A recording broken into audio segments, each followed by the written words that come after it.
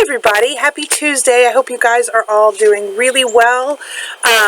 We are going to do another week of review in science this week, and we have a really fun activity for you guys to do at home off of the computer, so hopefully that might be a nice change for you guys, and we're excited to see what you come up with. So as we go through the video, you're going to need to have your slides. They are called Force and Motion, and Simple Machines Review. Okay, so go ahead and have those open or look at them after the video because they are going to be really helpful in explaining your challenge for the week. So if you go to the first slide, it says activating strategy. Now this week you are going to be creating a simple machine at home to help solve a problem, and I'm going to tell you about that in just a few minutes. Today we're going to have a few slides that are going to review simple machines for us. It's been a long time since we talked about those.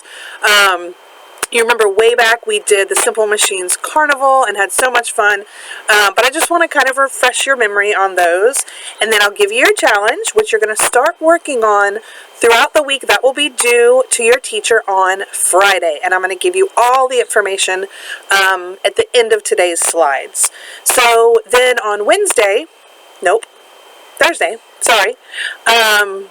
we will review force and motion a little bit, and that might help you think through your problem that you're trying to solve with your simple machine a little bit.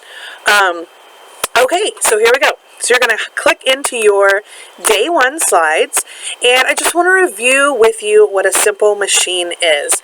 If you remember, a simple machine is a tool that makes work easier, okay? And it's very important to remember that a simple machine has very few, if any, moving parts. All right?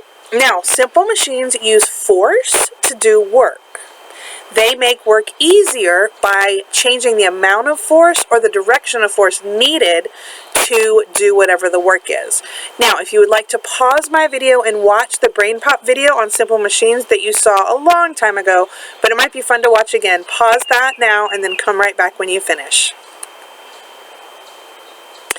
Okay, so now I'm going to go through each of the simple machines really quickly, and you'll have these slides as a reference as you work on your challenge throughout the week. Okay, so the first simple machine is a lever.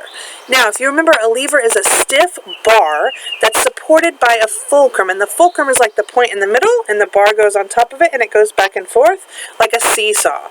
But this can help us to lift loads. When you push down on the lever, the force of that lifts up the load.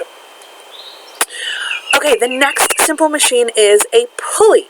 If you remember, a pulley is a rope and wheel system that lifts or lowers a load, and if you use two pulleys, it makes a job much, much easier. You can lift things that are very heavy with a pulley that you couldn't lift by yourself.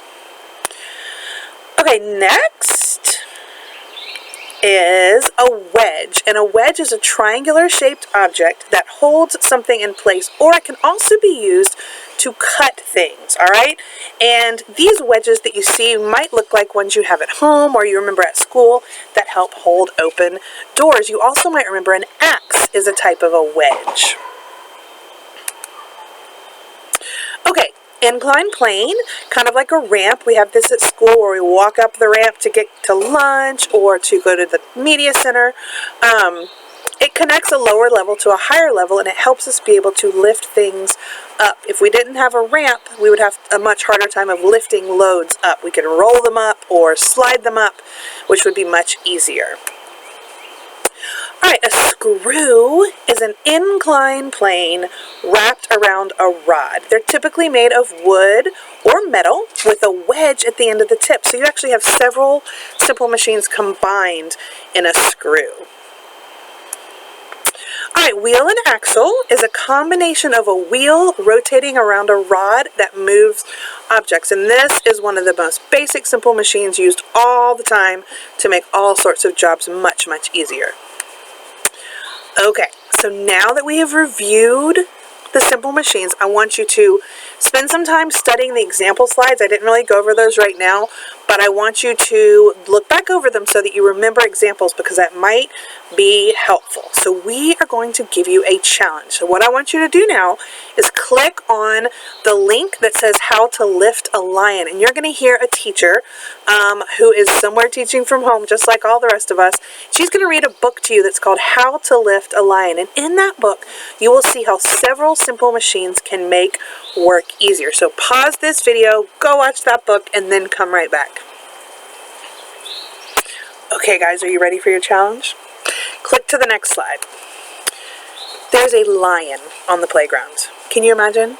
So obviously, kind of like what's going on right now, nobody can go to the playground until this lion is removed. So you have to make a simple machine that could be used to lift a lion off of the playground, okay?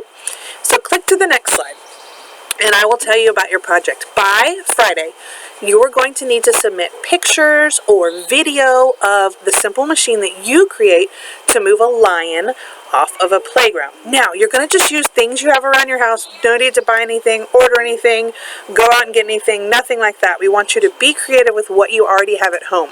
So, some examples of things you might use: a toy lion, or if you don't have a toy lion, maybe a toy horse or a toy house, or some little toy to represent something heavy like a lion that would be hard to move without a simple machine. You might use straws or pencils, you might use a ruler or tape, you might use string, rubber bands, craft sticks, you might use an old cardboard box, you might look in your recycling bin and see if there's something in there that might help you. I want you to be really creative, okay? Now click to the next slide. So to get full credit for this project, you're going to have to fill out the How to Lift a Lion planning sheet. Now, if you're in Miss Cross's class, it will be in your Cross Science under Content. If you have another teacher, your teacher will either upload it to your content or post it on their digital learning page. They should let you know where it is, though, for you to find it. And you're going to fill it out. Now, on the sheet, you're going to see it mention team members and team ideas. Obviously, right now, we can't work on teams with our classmates, so it's just going to be your project, but your family can help you. Your parents can help you, older brothers and sisters, if you need them to help. So that sheet being filled out along with pictures or video of you using your simple machine to move your lion or whatever else you move. It could even be a rock if that works, if you don't have any toys that work like a toy animal. So those two things are going to be due by Friday. Now, your teacher will check in with you in the middle of the week or again on Thursday to see how you're doing with your project. And we can't wait till Friday to see what you guys come up with. We want you to have fun, be creative, send us pictures, ask us questions. We're here to help you. And we can't wait to see if you are able to lift your lion. I will see you guys again on Thursday for more science. Have a great day, guys. Bye.